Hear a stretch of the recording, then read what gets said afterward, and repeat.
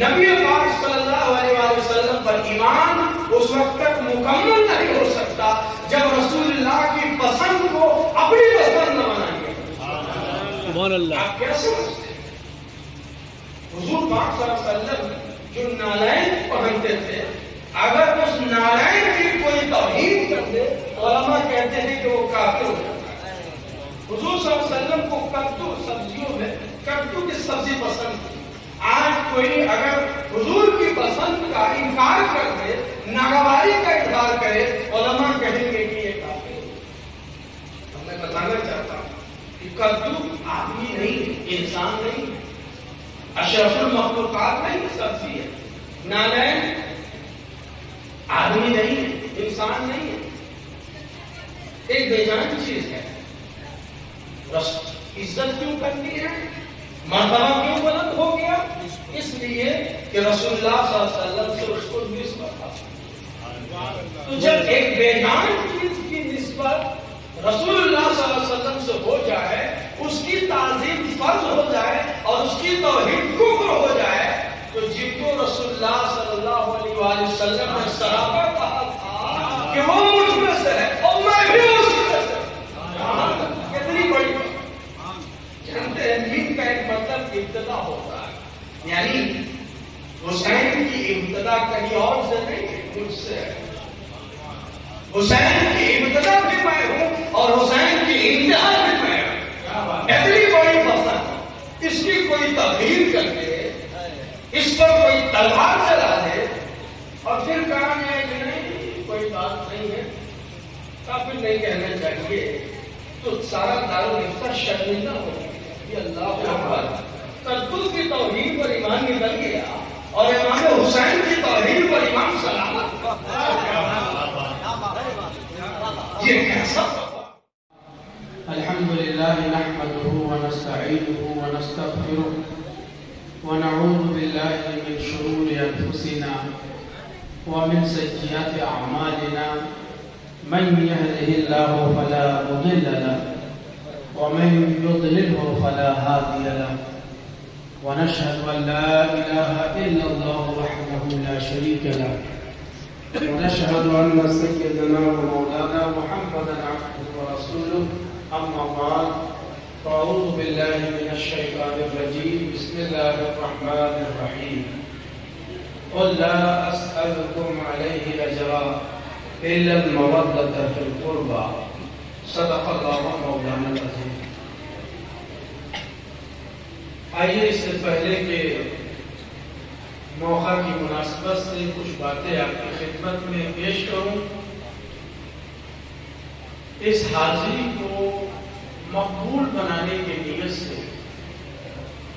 اپنے نبی اور اپنے نبی کے گھر والوں کا درود پاک پڑھ لیا جائے. اللہم صلی علی محمد وعلی آل محمد کما صلیت علی ابراہیم وعلی آل ابراہیم انک حمید مجید.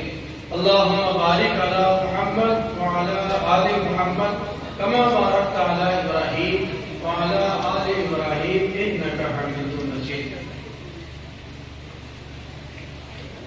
اسٹیج پر بیٹھ کر میں یہ سوچ رہا تھا کہ ربیع الاول کا مہینہ ہے، رسول اللہ صلی اللہ علیہ وسلم کی آمد کا مہینہ ہے، اور ساتھ ہی ساتھ جلسے کا عنوان ہے شہید اعظم. تو آخر کس چیز کو موضوع بنایا جائے، کس چیز سے بات کی جائے؟ پھر اچانک رسول اللہ صلی اللہ علیہ وسلم کا یہ فرمان ذہن میں آیا کہ اس میں حیرانی کی کیا بات ہے. اگر میں نے حسین کو خود سے الگ کیا ہوتا تو یہ سوچنے کی نوبت آتی میں نے تو کبھی حسین کو خود سے الگ کیا ہی نہیں. حسین مجھ سے ہے اور میں حسین سے ہوں، تو پھر سوچنا کیا ہے؟ اور پھر سوچا کہ شہید اعظم پر گفتگو زیادہ بہتر ہے. کیوں؟ اس لیے کہ جب نانا کے سامنے نواسے کا ذکر ہوگا تو اس نانا کو بھی خوشی ہوگی اور نتیجے میں اللہ رب العزت ہم سے راضی ہو جائے گا.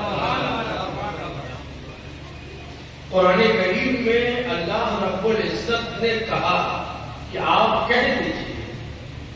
قرآن کریم کا انداز بھی بڑا پیارا ہے. جب کبھی توحید پہ حملہ ہوتا ہے تو جواب جانتے ہیں کون دیتا؟ جواب نبی دیتے ہیں. اگر کسی نے کہا کہ اللہ کا کوئی معاذ اللہ بیٹا ہے تو جواب کس سے دلوایا گیا؟ قل هو اللہ احد. نبی سے کہا گیا کہ آپ کہہ دیجئے کہ اللہ ایک ہے. لیکن اگر نبی پر کسی نے حملہ کیا تو قل نہیں کہا گیا بلکہ اللہ رب العزت نے بلا قل کہے وہ ساری غلطیاں گنا دی سورہ نور والقلم کے اندر کہ وہ ساری غلطیاں اس انسان کے اندر ایسی ظاہر تھی کہ اسے کہنا پڑا کہ ہاں یہ چیزیں ہمارے اندر ہیں. تو جب نبی پر حملہ ہوتا ہے پروردگار عالم خود بلا قل کے جواب دیتا ہے. اور جب توحید پر حملہ ہوتا ہے تو رسول اللہ صلی اللہ علیہ وسلم سے جواب دلوایا جاتا ہے اور رسول اللہ اس کا جواب دیتے ہیں. آیت کریمہ میں نے تلاوت کی. رسول اللہ صلی اللہ علیہ وسلم سے کہا گیا کہ آپ کہہ دیجیے کہ یہ جو میں نے تمہیں پیغام پہنچایا ہے اللہ کا پیغام یہ کوئی چھوٹی چیز تو نہیں ہے. اللہ نے فرمایا لقد من اللہ علی المؤمنین اذ بعث فیہم رسولا. اللہ تعالیٰ نے مومنین پر احسان کیا کہ انہی میں سے ایک رسول بھیجا. اگر یہ رسول نہ آئے ہوتے تو پتہ نہیں یہ کہاں کہاں جھک رہا ہوتا. یہ رب العالمین کا احسان ہے کہ اس نے نبی کو بھیج کر ہمارے ماتھے کی لاج رکھی, ہمارے ماتھے کی عزت رکھی. یہ سب سے بڑا احسان. اس سے بڑی بات کیا ہو سکتی؟ اس سے بڑا احسان پروردگار عالم کا کیا ہو سکتا ہے کہ اس نے اپنے نبی کو بھیج کے لاج رکھ لی, مقام بتا دیا کہ اس کا درجہ کیا ہے, اس کی جگہ کیا ہوگی. فرمایا اسی رب نے کہ یہ جو تم نے احسان کیا ہے کہہ دو کہ اس پر کوئی بدلہ میں نہیں چاہتا. ظاہر ہے کہ کوئی بدلہ امتی دے بھی نہیں سکتا. کیا کرو الا المودۃ فی القربى, میرے گھر والوں سے محبت کرو, اہل بیت سے محبت کرو. اہل بیت کی بات ہے تو اس حدیث کی تشریح بھی میں گھر والے کی زبان سے آپ کی خدمت میں پیش کرنا چاہتا ہوں. اس حدیث کا مطلب, اس حدیث, اس آیت کریمہ کی تفسیر اہل بیت میں سے بہت بڑا نام ہے اہل بیت کے حضرت امام علی بن موسیٰ رضا کا بڑا نام ہے. اور الحمدللہ حاضری کی سعادت نصیب ہوئی ہے ناچیز کو. امام علی رضا کی حدیث سنانے سے پہلے ایک دو بات ان کے بارے میں سنا دیتا ہوں تاکہ حدیث سننے کا لطف پڑ جائے. ایک شخص نے خواب دیکھا کہ جس مسجد میں حجاج کرام جمع ہوتے ہیں, جمع ہو کے حج کرنے جاتے ہیں, اسی مسجد میں میں موجود ہوں اور رسول اللہ صلی اللہ علیہ وسلم تشریف فرما شان و شوکت کے ساتھ اسی مسجد میں جلوہ افروز ہے. میں حضور کے قریب رہتا ہوں. اتنے میں ایک ٹوکرا لایا جاتا ہے کھجوروں سے بھرا ہوا اور رسول اللہ صلی اللہ علیہ وسلم نے مجھ سے پوچھے کچھ کھجوریں عطا فرمائیں. ایک روایت میں آتا ہے کہ 18 کھجوریں. اس کے بعد بات ختم ہو جاتی ہے, خواب کا وقت ختم ہو جاتا ہے. مطلب نہیں سمجھ میں آیا کہ ظاہر ہے کہ یہ بھی اپنے آپ میں بہت بڑی نعمت ہے کہ کوئی امتی اپنے نبی کو خواب میں دیکھے اور کچھ عطا کرتے ہوئے دیکھے. یہ سب ڈبل ایسا ہے. لیکن اس کی تعبیر کیا ہوگی وہ ذرا سنیے. پھر کچھ دن گزرتے ہیں کہ اسی مسجد میں امام علی بن موسیٰ رضا تشریف لاتے ہیں. ہنگامہ ہو جاتا ہے, اہل رسول ہے, آج ہمارے پاس وہ ہستیاں موجود نہیں ہیں, ان کی اولاد موجود ہے. تب تو دیوانہ وار ہم ٹوٹ پڑتے ہیں. ذرا اندازہ کیجیے کہ وہ آ جائے تو حال کیا ہوگا.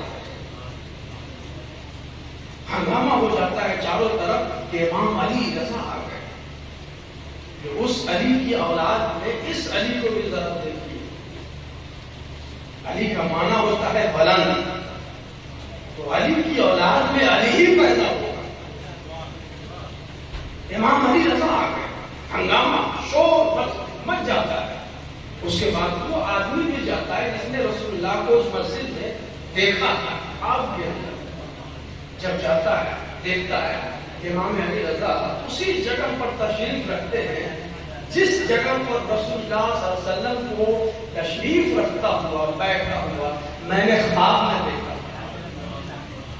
اس کے بعد کھجور سے بھرا ہوا ایک ٹکڑا لایا جاتا، کہاں خواب میں دیکھا تھا اور کہاں تعبیر دیکھا، ٹکڑا لایا جاتا ہے۔ اس کے بعد کہتے ہیں کہ میں قریب ہوا اور قریب ہو کے ہاتھ بڑھایا، کون نہیں لینا چاہے گا کہ مل جائے تبرک، اس سے بڑا تبرک کیا ہو، اس سے بڑی نعمت کیا ہو سکتی ہے؟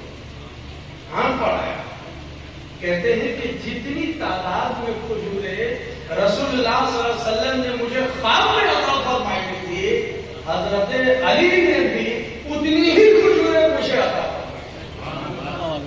پھر میں نے کہا کہ حضور کچھ اور زیادہ کر دیجیے، اور زیادہ دے دیجیے، کچھ اور چاہتا ہوں اور مل جائے۔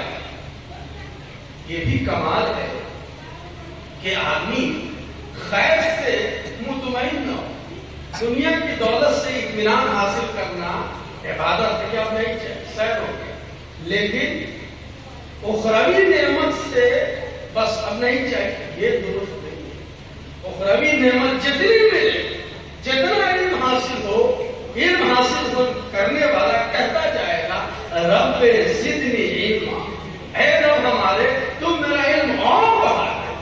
پتا چلا کہ خیر جب حاصل کیا جاتا ہے تو اس میں زیادہ سے زیادہ حاصل کرنے کی کوشش اور نیت ہونی چاہیے۔ تو امام علی رضا سے عرض کیا کہ حضور کچھ اور دے دیجیے، جواب ذرا سنیے کہ امام علی رضا نے جواب کیا دیا تھا۔ آپ فرماتے ہیں کہ اگر رسول اللہ صلی اللہ علیہ وآلہ وسلم نے اس سے زیادہ دیا ہوتا تو میں بھی تمہیں اس سے زیادہ دیتا۔ ذرا دیکھیے ایک ایک چیز کی خبر اگر نبی کو ہے تو اولاد نبی کو بھی۔ نعرہ تکبیر، نعرہ رسالت، یا رسول اللہ، نعرہ رسالت، یا رسول اللہ، نعرہ حیدری، کلام، نعرہ حیدری، شہدائے کربلا کانفرنس، نعرہ تکبیر۔ اللہ اکبر۔ ایک اور بات سماپت کر لیتے پھر اس حدیث کو سناؤں گا ان کے بارے میں، بڑی شخصیت ہے اور میری خاص توجہ بھی ہے ان سے۔ تو ایک مرتبہ مامون کو کسی نے 7 بال دیے اور کہا کہ یہ منہ مبارک ہے، رسول اللہ صلی اللہ علیہ وسلم کے منہ مبارک ہے، بال شریف ہے۔ لیکن مامون حیرت میں پڑ گیا، فکر میں پڑ گیا کہ کیسے مان لوں کہ یہ رسول اللہ صلی اللہ علیہ وسلم کے منہ مبارک ہے۔ اور فکر مندی کی وجہ یہ تھی کہ یا تو میں اسے انعام دوں گا یا نہیں دوں گا۔ اگر میں اسے انعام دیتا ہوں اور یہ منہ مبارک رسول اللہ کے ہیں تب تو ٹھیک ہے، میں نے بالکل صحیح کام کیا کہ اس نے مجھے اتنی بڑی نعمت پہنچائی اور میں نے انعام دیا۔ لیکن اگر یہ بات رسول اللہ کے نہیں ہوئے اور پھر میں نے نوازش کی، پھر میں نے اسے انعام دیا، تب تو میں نے غلط جگہ انعام دیا۔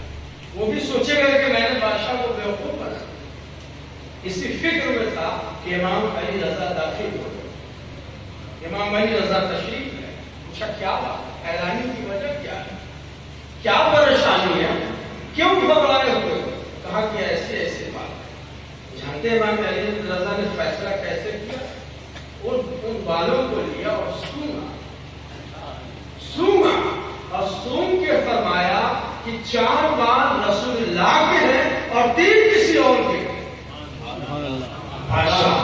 بادشاہت کا غرور، کہا کہ کیسے مان لیں؟ کہا کہ ہاتھ پہ رکھ دو پتہ چل جائے گا۔ رسول اللہ حدیث بیان فرمائی، رسول اللہ صلی اللہ علیہ وآلہ وسلم کے ایک ایک جز پر اللہ تعالیٰ نے دنیا کی آگ کو بھی حرام کر دیا ہے اور جہنم کی آگ کو بھی حرام کر دیا۔ آگ میں یہ طاقت نہیں ہے کہ وہ رسول اللہ صلی اللہ علیہ وسلم کے کسی جز کو جلا سکے، کر سکے، اس لیے آگ میں رکھ دو پتہ چل جائے۔ کیا گیا ہے. آگ کو ابال رکھے گئے. جو آپ نے چھانٹ کر چار الگ کیے تھے آگ نہ جلا سکے، اور جس کے بارے میں کہا ترتیب کسی اور کے ہے اسے آگ نے جلا دیا. یہ امام علی رضا ہے. اب حدیث جو میں قرآن کریم کی تفسیر آپ کے سامنے ان کی زبانی بیان کرنا چاہتا ہوں. بہت سارے محدثین نے اسے بیان کیا ہے، اور ایک بڑی خوبصورت اس روایت میں بات یہ ہے کہ امام احمد بن حنبل رحمۃ اللہ علیہ فرماتے ہیں اس حدیث کی جو سند ہے، سلسلہ کیسے پہنچا ہے. یہ ہم تک کی جو شجرہ پہنچتا ہے یہ بھی ایک طرح کی ڈگری ہے، اہل بیت کی غلامی کی سند ہے. اور آدمی دنیا کی بہت ساری ڈگری حاصل کرتا ہے، اس کو فخر نہیں کرتا، اس کو قبر میں کوئی نہیں لے جاتا، لیکن شجرہ کو قبر میں لے جاتا ہے. کیوں لے جاتا ہے؟ اس لیے کہ یہ اس بات کا ثبوت ہے کہ میں اہل بیت کا غلام ہوں. غلامی کا شجرہ ہے، اہل بیت اطہار کی غلامی کا ثبوت ہے. امام علی رضا جب مامون نے بلایا تو چلتے ہیں، روانہ ہوئے ہیں اور خراسان کی طرف بڑھ رہے ہیں. خراسان سے پہلے نیشاپور پڑتا ہے راستے میں. نیشاپور بھی کوفہ کے بعد ایک عظیم علمی سینٹر بنتا ہے، بہت بڑا شہر، جہاں امام مسلم جیسے محدث، جہاں حاکم نیشاپوری جیسے محدث، اور بعد میں جہاں عطار نیشاپوری جیسے عظیم شیخ پیدا ہوتے ہیں. یہ قافلہ رسول اللہ صلی اللہ علیہ وسلم کی اولاد کا جب نیشاپور میں آتا ہے، لوگوں کی بھیڑ لگ جاتی ہے. کس لیے؟ زیارت میں. دیکھتے ہیں لوگ دیکھنا بھی چاہتے ہیں اور سننا بھی چاہتے ہیں. ابھی آپ ماشاءاللہ بہت اچھی اچھی باتیں سن رہے ہیں. کئی تقریروں کا نچوڑ آپ نے چند منٹ کے اندر سماپت کر. جو نچوڑ ہے جس کی ضرورت ہم سبھی کو ہے، مجھے بھی ہے، آپ کو بھی ہے، اور اسے اسی نیت کے ساتھ سننا بھی چاہیے کہ ہم اسے عمل میں سجا سکیں. اس لیے نہیں کہ سننے میں بڑی اچھی لگے. کسی بھی بات کا حاصل یہ ہے کہ اگر اچھی ہے تو عمل کے ذریعے اس کی قبولیت اللہ کی بارگاہ میں پیش کر دی، دکھا دیا جائے کہ اللہ ہم نے اچھی بات تیرے ماننے والوں سے سنی تھی، تو آج میں اس پر عمل بھی کر رہا ہوں. تو جب نیشاپور سے امام علی رضا گزر رہے ہیں، ہزاروں کا مجمع ہے، لوگ ساتھ ساتھ پیچھے پیچھے دائیں بائیں چل رہے ہیں تاکہ زیارت کریں، سنیں کچھ. ایک جگہ نیشاپور میں آپ رہتے ہیں، سواری لوگ آتے ہیں اور اپنا چہرہ باہر نکال کے حدیث بیان کرتے ہیں. جانتے وہ حدیث کیا ہے، اس کی سند کیا ہے؟ میں تو بتانا بھول گیا کہ امام احمد بن حنبل نے سند کے بارے میں کیا کہا ہے. جو نام اس میں آئے ہیں میں نام بھی آپ کی خدمت میں پیش کروں گا. ان ناموں کے بارے میں کیا فرمایا ہے؟ فرماتے ہیں کہ اس میں اتنے مقدس نام ہے کہ اگر پاگل پر پڑھ کے پھونک دیا جائے تو وہ پاگل شفا پاتا ہے. اتنے عظیم نام ہے سند کے. اب امام علی رضا نے حدیث بیان کرنا شروع کیا. کہتے ہیں کہ میں نے سنا اپنے والد موسیٰ کاظم سے. وہ بیان کرتے ہیں کہ میں نے سنا اپنے والد امام جعفر صادق سے. وہ کہتے ہیں کہ میں نے سنا اپنے والد امام محمد باقر سے. وہ کہتے ہیں کہ میں نے سنا اپنے والد امام زین العابدین سے. وہ کہتے ہیں کہ میں نے سنا اپنے والد امام حسین. وہ کہتے ہیں کہ میں نے سنا اپنے والد مولا کائنات سے. وہ کہتے ہیں یعنی مولا علی کہ میں نے سنا اپنے نبی سرکار دو عالم سرور کائنات سے. وہ کہتے ہیں کہ میں نے سنا سید الملائکہ جبریل علیہ السلام سے. جبرائیل کہتے ہیں کہ میں نے سنا پروردگار عالم سے. نعرہ تکبیر، نعرہ رسالت، یا رسول اللہ، نعرہ رسالت، یا رسول اللہ، شہدائے کربلا کانفرنس زندہ باد، یا حسین، یا حسین، یا حسین، یا حسین، یا حسین. پروردگار عالم کا فرمان سنو. اس کو کہتے ہیں حدیث قدسی. پروردگار عالم کیا فرماتا ہے؟ پروردگار عالم نے فرمایا لا الہ الا اللہ حصنی، لا الہ الا اللہ میرا دائرہ ہے، قلعہ ہے۔ جو لا الہ الا اللہ پڑھ لے گا وہ اس دائرے کے اندر داخل ہو جائے گا، اور جو اس دائرے کے اندر داخل ہو گیا امن من عذابی، وہ میرے عذاب سے محفوظ ہو گیا۔ راوی بیان کرتے ہیں کہ اس حدیث کو صرف لکھنے والے لوگوں کی تعداد 20,000، لکھنے والے لوگوں کی تعداد 20,000 کا مجمع، باقی ہم جیسے دیوانوں کا مجمع تو اس سے بھی زیادہ ہوگا۔ اس کے بعد تھوڑے دور آگے بڑھ پھر ایک مرتبہ خاطب ہوتے اور کہتے ہیں ولیکن بشرائطہا، لیکن سنو لا الہ الا اللہ کی بھی کچھ شرطیں ہیں، خالی لا الہ الا اللہ نہیں، اس کے علاوہ بھی کچھ شرطیں ہیں۔ اور پھر فرماتے ہیں وَأَنَا مِن شَرَائِطِهَا، اور ان شرطوں میں سے ایک شرط میں بھی اہل بیت الا المودۃ فی القربى، نبی پاک صلی اللہ علیہ وآلہ وسلم پر ایمان اس وقت تک مکمل نہیں ہو سکتا جب رسول اللہ کی پسند کو اپنی پسند نہ بنائیں گے۔ سبحان اللہ۔ آپ کیا سمجھتے ہیں؟ حضور پاک صلی اللہ علیہ وسلم جو نالائن پہنتے تھے، اگر اس نالائن کی کوئی توہین کر دے علماء کہتے ہیں کہ وہ کافر ہو جاتا ہے۔ حضور صلی اللہ علیہ وسلم کو کدو سبزیوں میں کدو کی سبزی پسند تھی، آج کوئی اگر حضور کی پسند کا انکار کر دے، ناگواری کا اظہار کرے، علماء کہیں گے کہ یہ کافر ہے۔ میں بتانا چاہتا ہوں کہ کدو آدمی نہیں، انسان نہیں، اشرف المخلوقات نہیں، سبزی ہے۔ نالائن آدمی نہیں ہے، انسان نہیں ہے، ایک بے جان چیز ہے۔ عزت کیوں کرتی ہے، مرتبہ کیوں بلند ہو گیا؟ اس لیے کہ رسول اللہ صلی اللہ علیہ وسلم سے اس کو نسبت حاصل۔ تو جب ایک بے جان چیز کی نسبت رسول اللہ صلی اللہ علیہ وسلم سے ہو جائے، اس کی تعظیم فرض ہو جائے اور اس کی توحید کفر ہو جائے، تو جن کو رسول اللہ صلی اللہ علیہ وآلہ وسلم نے صحابہ کہا تھا کہ وہ مجھ میں سے ہے اور میں بھی اس میں سے، کتنی بڑی بات۔ جانتے ہیں دین کا ایک مطلب ابتدا ہوتا ہے، یعنی حسین کی ابتدا کہیں اور سے نہیں ہے، مجھ سے ہے۔ حسین کی ابتدا بھی میں ہوں اور حسین کی انتہا بھی میں ہوں۔ اتنی بڑی پسند، اس کی کوئی تبدیل کر دے، اس پر کوئی تلوار چلا دے اور پھر کہا جائے کہ نہیں کوئی بات نہیں ہے، کافر نہیں کہنا چاہیے، تو سارا دارالفتہ شرمندہ ہو گیا۔ یہ اللہ اکبر، کدو کی توحید پر ایمان نکل گیا اور امام حسین کی توحید پر ایمان سلامت۔ یہ کیسا تقویٰ ہے، یہ کیسا علم ہے؟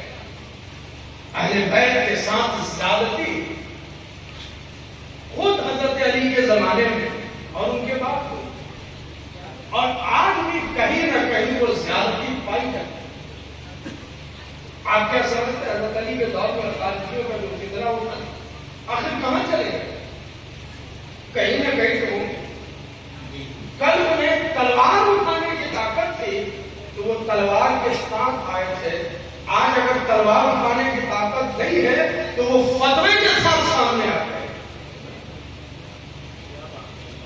ہر ایک کو الگ جماعت کی کلیئر کرتے کرتے نتیجہ یہ ہوا کہ انہوں نے خود بھی اپنا ایک الگ نام رکھ دیا۔ میں سوچتا ہوں کبھی کبھی بڑی حیرت کی بات ہے کہ جو لوگ کسی فکری اختلاف پر الگ جماعت کا نام دیتے، یہ فلاں جماعت ہے، فلاں گروہ ہے، خاتون جماعت، فلاں جماعت ہے، فلاں گروہ ہے، انہوں نے خود اپنا نام الگ رکھ دیا، اپنی پہچان الگ بنائی، اپنی کتابیں الگ الگ بتانے کی ضرورت ہے۔ اللہ اکبر، دین شروع ہوا تھا کتاب و سنت سے اور دین کو پہنچا کہاں دیا گیا؟ دین شخصیت پرستی کا نام نہیں ہے، دین نام ہے کتاب و سنت پر عمل کرنے کا، دین نام ہے اللہ اور رسول کی باتوں کو زبان سے اقرار کرنے کا اور دل سے ماننے کا۔ اگر میں کہوں کہ میرے اوپر بات نہیں مانیے گا تو آپ کافر ہو جائیے گا، کیا میرے ابا کوئی نبی اور رسول سے بات ہے؟ یہ بات اگر کسی کے لیے کہی جا سکتی ہے اس ذات کا نام محمد رسول اللہ صلی اللہ علیہ وسلم. یہ ہے اصل دین، یہ ہے اصل شریعت، یہ ہے اصل طریقہ کہ ہر چیز میں انسان امتی اپنے نبی کی طرف پلٹتے ہیں. نبی کا طریقہ ہم لوگوں کے لیے اسوہ بنایا گیا ہے. آئیڈیل نبی کا طریقہ ہے، نہ آپ کا ہے نہ میرا. نبی کا جو طریقہ ہوگا وہی طریقہ صحیح اللہ تک پہنچانے کا راستہ ہوگا جو رسول اللہ صلی اللہ علیہ وسلم نے ہمیں دے دیا. رسول اللہ نے اگر کسی چیز کو معیار بنایا ہے تو فرمایا دو چیزیں چھوڑے جا رہا. کتاب اللہ، پہلی چیز اللہ کی کتاب، اور دوسری چیز اہل بیت. پھر اہل بیت کی اہمیت کیا بتائے؟ انہیں معمولی ہلکے میں نہیں لے لینا، معمولی نہیں سمجھ لینا. کیوں؟ اس لیے کہ مثل اہل بیت کا سفینۃ نوح، یہ جو میرے گھر والے ہیں یہ کشتی نوح کی طرح سے ہے. من رکبھا نجا ومن تخلف عنھا غرق. جو ان پر سوار ہو گیا وہ پار ہو گیا، جو ان سے پیچھے رہ گیا وہ ڈوب گیا، برباد ہو گیا. اگر یہ پہچان کسی کو ملی نبی بھاگ کے بعد تو وہ پہچان شخصیتوں کے اہل بیت کی ہے. ان سے وابستگی ایمان کی دلیل ہے، ان سے برگشتگی، ان سے پھر جانا یہ بے ایمانی کی دلیل ہے. آج اسی لیے ضرورت پڑتی ہے کہ ایک آدمی کسی سچے کو کھوج کر اس سے وابستہ ہو. قرآن کریم میں فرمایا اللہ رب العزت نے کونوا مع الصادقین، سچوں کے ساتھ ہو جاؤ. کوئی اچھا تھا آپ کو نظر آئے، اسے دیکھ لیا، جانچ لیا، اور جس رات اللہ والا اللہ کی طرف بلاتا ہے اس کے پاس آپ بیٹھتے ہیں تو آپ کا دل بھی اللہ کی طرف لگ جاتا ہے، نہ کہ مال کی طرف. تو سمجھ لیجیے کہ اللہ والا ہے. اس لیے کہ اللہ والے کے پاس کوئی چیز بٹتی ہے اس شیرینی کا نام ہے اللہ کی محبت، اس کے نبی کی محبت. اللہ والا، نبی والا کوئی چیز وہی نہ بانٹے گا تو اس کے پاس ہوگی. ہمارے پاس دنیا داری ہے تو طرح طرح کے مشورے آپ کو دے دیں گے. ہمارے پاس اللہ و رسول کی محبت کا غلبہ ہے، ہم وہ آپ کو دیں گے. جو ایسے کرو اللہ کا قرب حاصل ہو جائے، اللہ کی نزدیکی حاصل ہو جائے. اللہ رب العزت نے فرمایا کونوا مع الصادقین، سچوں کے ساتھ ہو جاؤ. کیوں ضروری ہے کہ آدمی سچوں کے ساتھ ہو جائے، سچا کھوجے اور اس کا دامن پکڑ لے؟ کیوں ضروری ہے؟ اس کو ایک مثال سے سمجھانا چاہتا ہوں. کانٹی ٹھوکتے ہیں، آپ لکڑی میں ٹھوکتے ہیں، دیوار میں بھی ٹھوکتے ہیں. اس کی فطرت ہے، نیچر ہے، پانی میں ڈالیے گا ڈوب جائے گا، تیرے نہیں سکتا پا. لیکن ایک تختہ آپ بیچیے گا اور اس کو پانی کی سطح پر ڈالیے گا، تختہ نہیں ڈوبتا، تیرتا رہتا ہے. لیکن اب ایک مرتبہ یہ ٹرائی کر لیا، دوسری مرتبہ یہ کیجیے کہ اسی کانٹی کو نکالیے. نکالنے کے بعد اسے پھر جو تختہ نہیں ڈوب رہا تھا اسی میں لے جا کے ٹھوک دیا آپ نے. اس کے بعد اس تختے کو پانی پر ڈال دیا. پھر کیا ہوگا کہ وہ کانٹی جو ڈوب جا رہی تھی تختے کے ساتھ ہونے کی وجہ سے، تختہ تو پہلے سے تیر رہا تھا، اب کانٹی جو اس کے ساتھ ڈوبنے والی تھی تختے نے اس کو بھی اپنے ساتھ تیرا لیا. اسی لیے فرمایا سچوں کے ساتھ ہو جاؤ. گنہگار ہو، گناہوں پر شرمندہ ہو، کوئی بات نہیں، ہر آدمی گناہ کرتا ہے. یا عبادی الذین اسرفوا علی انفسہم لا تقنطوا من رحمت اللہ. ایک جگہ وہ ہوتی ہے جہاں پر ایسی بات سنائی جاتی ہے کہ آدمی گھبرا جائے گا، بے چین ہو جائے گا، آپ ہو گئے، ایمان ختم ہو گیا. اور ایک بارگاہ وہ ہوتی ہے جہاں پر آس بنتی ہے، جہاں پر امید بنتی ہے. اور کہا جاتا ہے کہ این درگاہ ماں درگاہ ناامیدی نیست.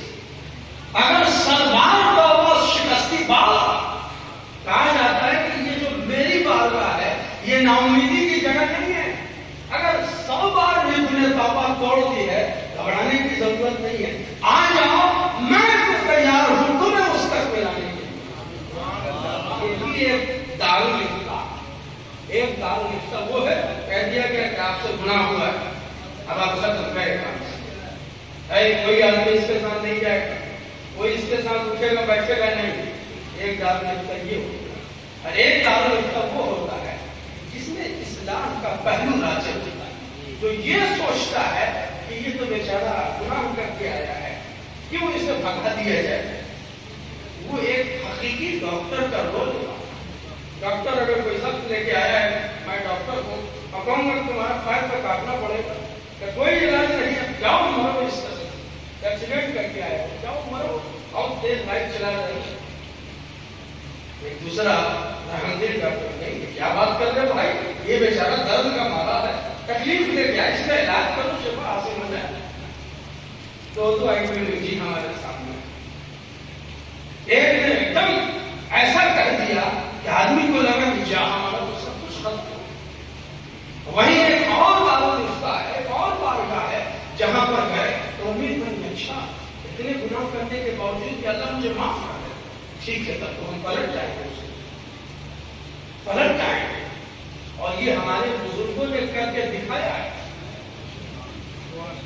مخدوم میں جہاں شیخ شرف الدین احمد یحییٰ منیری رحمۃ اللہ تعالی علیہ نے ایک شخص کے پیچھے نماز پڑھی تو لوگوں نے کہا کہ حضور آپ نے اس کے پیچھے نماز پڑھی وہ تو شرابی آدمی ہے.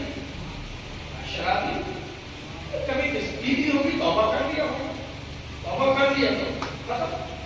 اب اس سے کیا سوال ہے کہا کہ نہیں وہ بہت پیتا ہے. کہا کہ رمضان میں نہیں پیتا ہوگا بچانے کی کوشش. آج ہم کسی کا کیوں بھی پوچھتے ہیں توڑ چلے گی کدھر ہے ہاں یہ بھی وہاں ارے تم نے نہیں کیا ہوگا. یاد رکھیے کسی کی ذات پر چھینٹا کشی کیچڑ اچھالنا بدنام کرنا یہ کتنا بڑا ظلم کتنا بڑا جرم ہے. اسلام کے بہت سارے فیصلے ہیں اس میں ایک مثال آپ کے خدمت میں پیش کرنا چاہتا ہوں. وہ کیا ہے کہ اگر فیصلہ عام طور پر یہ ایسے ہوتا ہے کہ کوئی بات ہو گئی کوئی معاملہ ہو گیا قاضی کے پاس کہتا ہے کہ 2 گواہ لاؤ اور پھر دونوں نے گواہی دے دی ٹھیک گواہوں پر فیصلہ ہو جائے. لیکن ایک بات اور ہے ایک مسئلہ الگ ہے. وہ کیا ہے اس میں 2 گواہوں سے کام نہیں چلتا. وہ کیا ہے کون سا گناہ ہے وہ ہے چھینٹا کشی کا گناہ. یعنی اگر شوہر اپنی بیوی پر کسی کے ساتھ ہونے اور برائی کرنے کی تہمت لگا دے اللہ فرماتا ہے 2 گواہوں سے کام نہیں چلے گا 4 گواہ ہونے چاہیے. کیوں؟ معاملہ ہلکا نہیں ہے معاملہ چھوٹا نہیں ہے معاملہ بہت بڑا ہے کسی کی عزت کی بات ہے. اس لیے 2 گواہوں سے کام نہیں چلے گا 4 گواہ ہونے چاہیے.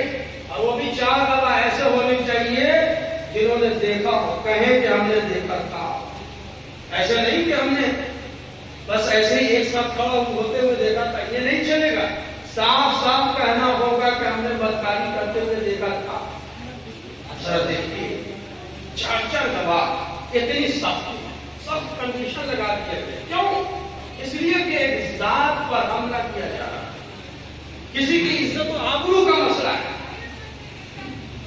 اس لیے رسول اللہ صلی اللہ علیہ وسلم اور آپ کے دین میں شرط بڑھا سختی بڑھا 4 گواہ لازم کر یہ ہے دین.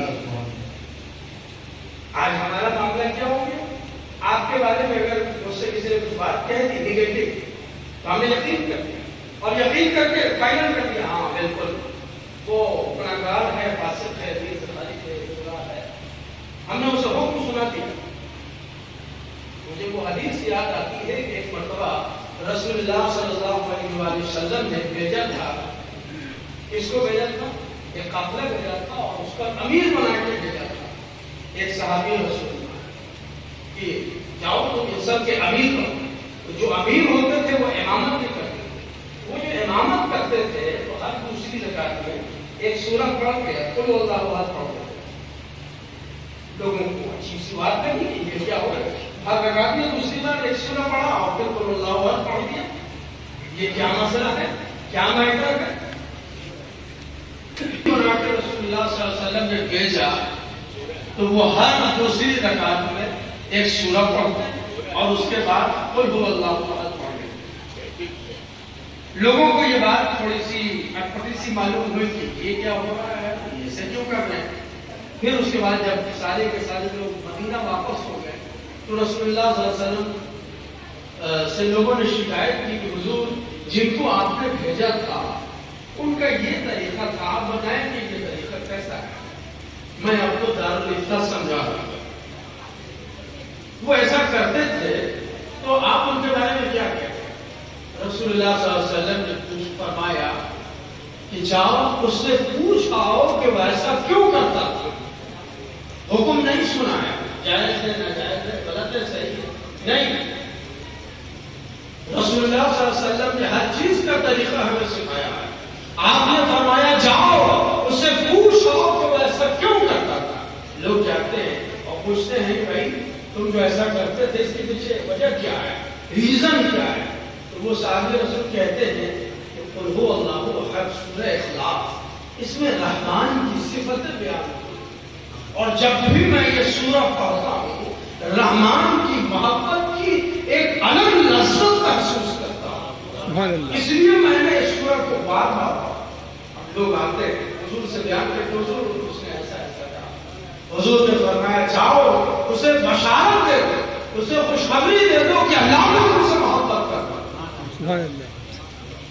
ذرا اندازہ کیجیے کہ کیسا مسئلہ بدل جاتا ہے جب اس سے رجوع کیا جائے جس کا مسئلہ ہے. آج یہ سب کچھ ختم ہو گیا. افسوس کی بات یہ ہم نے اگر کچھ کہا ہے تو ہم اس کے لیے ذمہ دار ہیں. ہم جواب دیں, پہلے ہم سے پوچھو. ہم نہ سنبھال سکے بتا سکے پھر کچھ بتانا. کسی بھی قول کے لیے پہلے اس قائل سے رجوع کیا جائے, اس کے بعد ہی کوئی فیصلہ درست ہو سکتا ہے. آپ کسی کے بارے میں میرے پاس شکایت لے کر کے آئے اور میں بلا اس کی بات سنے ہوئے جس کے بارے میں آپ کمپلین لے کے آئے ہیں فیصلہ سنا دوں تو کیا میں درست ہوں گا؟ ہو سکتا ہے کبھی صحیح بھی ہو جاؤں, اکثر ایسا ہوگا کہ غلط ہوگا. اور یہ فیصلہ کے اصول کے خلاف لہٰذا ضروری ہے کہ اس کی بات بھی سنی جائے کہ تم نے بتاؤ کیا معاملہ ہے, حقیقت حال کیا ہے. یہ رسول اللہ صلی اللہ علیہ وسلم نے ہمیں فیصلوں میں بھی طریقہ دیا, اصول دیا, سنت سکھائی کہ کسی معاملے میں اگر حکم سنانا ہے, قلم سے لکھنا ہو یا زبان سے سنانا ہو تو اس میں یہ طریقہ ہوگا کہ اس کی طرف بھی پلٹ کے دیکھ لیا جائے اور پوچھ لیا جائے. ہم ایک آخری بات آیت کریمہ ہم نے پورو ماس صادقین کی پڑھنی تھی. ایک مثال سے تو سمجھا دیا تھا, ایک اور مثال سے بزرگوں نے بیان کی ہے, سمجھا کے اپنی گفتگو تمام کر دی. کیسے اچھوں کی صحبت کام آتی ہے, اچھوں کی سنگت کام آتی ہے. حضرت مخدوم جہاں شیخ شرف الدین احمد یحییٰ ملیری رحمۃ اللہ تعالی علیہ فرماتے ہیں کہ ہوگا یہ کہ جب فیصلہ ہو جائے گا محشر کے بعد کہاں کس کو جانا ہے, ایک گنہگار شخص ہوگا اور ایک نیکوکار شخص ہوگا. اس کے لیے فیصلہ ہوگا کہ فلاں فلیٹ میں چلے جاؤ, فلاں منزل میں چلے جاؤ, فلاں درجے میں چلے جاؤ, وہ تمہارا مقام ہے, وہ تمہارا ٹھکانہ ہے, جنت کا وہ تمہارا درجہ تمہارے لیے الاٹ کیا گیا ہے. وہ جانے میں پیچھے پیچھے اور شخص جائے گا. فرشتے روکیں گے, پوچھیں گے ذرا یہ بتاؤ تم کہاں جا رہے ہو؟ اس نے تو عمل کیا ہے, عمل کی بدولت اس کے لیے فیصلہ ہو جا رہا ہے, تم پیچھے پیچھے کیوں جا رہے ہو؟ کہے گا کہ میرے پاس کچھ جیسا عمل تو نہیں ہے لیکن اس عمل کرنے والے کی محبت تو ہے. میں ایک ہی چیز جانتا ہوں کہ دنیا میں نے اس سے محبت کی تھی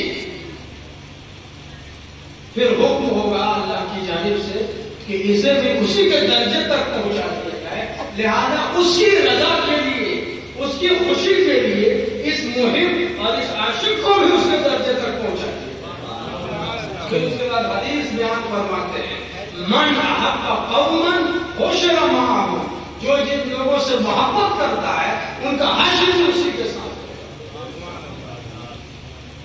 اب جو بات بیان کیا آخری بات وہ سنانا چاہتا ہوں آپ کے خدمت میں، بزرگوں سے سنا ہم لوگ کیسے اچھے لوگوں کی سنگت چاہت طلب کام دیتی ہے۔ اس کو ایک مثال سے سمجھایا ہے۔ ایک چینٹی تھی، اس کو بڑی خواہش تھی کہ میں مدینہ جاؤں، لیکن اتنے سارے راستے کے اندر مشکلات، بیچاری کیسی چھوٹی سی جان جا سکتی۔ اس نے سنا ایک کبوتر آپس میں بات کر رہے تھے کہ مجھے جانا ہے، میں جا رہا ہوں مدینے۔ جیسے ہی چیٹی کے کانوں میں یہ بات کہی گئی، اس نے کیا کیا کہ اس نے اپنے آپ کو اسی کبوتر کے قدموں سے چمٹا لیا، باندھ لیا اپنے آپ کو، کس کے اس کا پیر پکڑ لیا، دامن تھام لیا اس کا۔ پھر کیا ہوا؟ کبوتر سفر پر روانہ ہوا، کبوتر مدینہ پہنچ گیا اور چیٹی بھی اس کے قدموں میں اپنے آپ کو سپرد کر دینے کی وجہ سے وہ بھی مدینہ پہنچ گیا۔ یہ ہوتا ہے سچوں کے ساتھ ہو۔ اسی لیے پروردگار عالم نے ایک دعا حضرت یوسف علیہ السلام کی نقل فرمائی ہے جو ہم سبھی کے لیے تعلیم کے طور پر موجود ہے۔ کیا ہے دعا؟ فاطر السماوات والارض انت ولی فی الدنیا والآخرہ توفنی مسلما والحقنی بالصالحین۔ اے زمین و آسمان کے پیدا کرنے والے، تو ہی دنیا اور آخرت میں میرا ولی ہے، میرا مددگار ہے، میرا سب کچھ ہے۔ ایک مہربانی فرما فلی مسلمہ کہ جب مجھے اس دنیا سے جانا ہو تو اسلام کی حالت میں دے گا۔ اور ایک مہربانی اور فرما دے، وہ کیا ہے؟ الحقنی بالصالحین، مجھے نیک لوگوں کے ساتھ جوڑ دے، نیک لوگوں کے ساتھ ملا دے۔ سبحان اللہ۔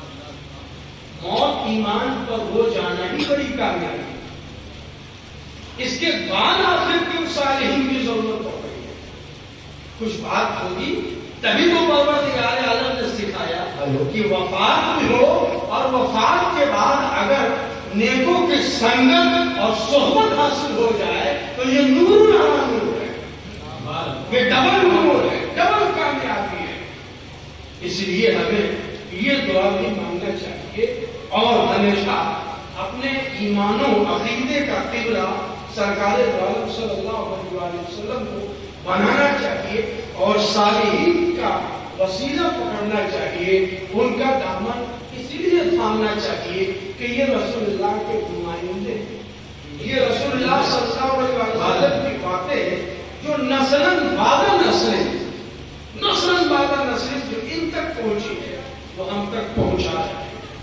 اس لیے اسے سننا بھی چاہیے، ذہن و دماغ میں اسے بسانا بھی چاہیے اور عمل بھی کرنا چاہیے۔ زیادہ وقت نہیں ہے کہ میں آپ کے سامنے بہت زیادہ بیان کر سکوں، چند باتیں آپ کی خدمت میں پیش کرنے کی کوشش کی۔ دعا ہے کہ اللہ رب العزت اسے قبول فرمائے۔ آمین۔ وما علینا الا البلاغ۔ السلام علیکم ورحمۃ اللہ وبرکاتہ۔